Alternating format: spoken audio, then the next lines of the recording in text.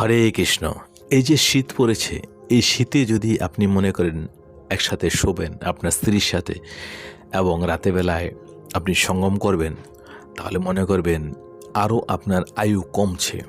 কেননা আপনার যে বডির হিট, যে আপনার বডির তেজ, ওইটাকে এই শীতের মধ্যেও আপনি ধরে রাখতে পারছেন না।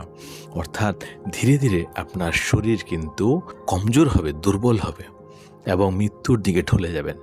কেননা মানুষের শরীরের মধ্যে একটা হিট থাকে, সেই হিটের জন্য আপনি সাথে শুচ্ছেন, সে ঠিক আছে, কিন্তু আপনি সঙ্গম যদি না করে থাকতে পারেন তাহলে আপনার আয়ু বর্ধিত হবেন, তাছাড়া কিন্তু আয়ু কমবে। কেননা ওই সময় আপনার এমনিতেই শীতের সময় শরীর মানুষের কিছুটা দুর্বল থাকে, তারপরে যদি আপনি সেই গরমের সাথে গরম অনুভব করতে চান এবং আপনার শরীর থেকে বীর্যকে বের করতে চান, তাহলে কিন্তু আপনার হার্টের উপরে বেশ একটা প্রভাব পড়বে এবং এই হার্টের সাথে প্রভাব পড়ার সাথে সাথে আপনার পিছন দিকটা, কিডনির দিকটাতেও এফেক্ট পড়বে, পিঠের দিকে এফেক্ট পড়বে।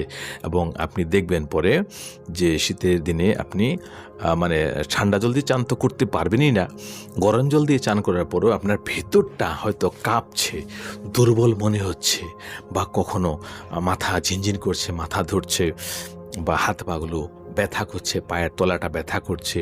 তো এই সমস্ত কারণগুলো কিন্তু হচ্ছে আপনার শরীরকে দুর্বল করে দেওয়ার জন্য। আর শরীর কিন্তু বেশি কর্ম করলে কিন্তু শরীর সেভাবে দুর্বল হয় না, যেটা কি বীর্য নষ্ট হওয়ার ফলে হয়।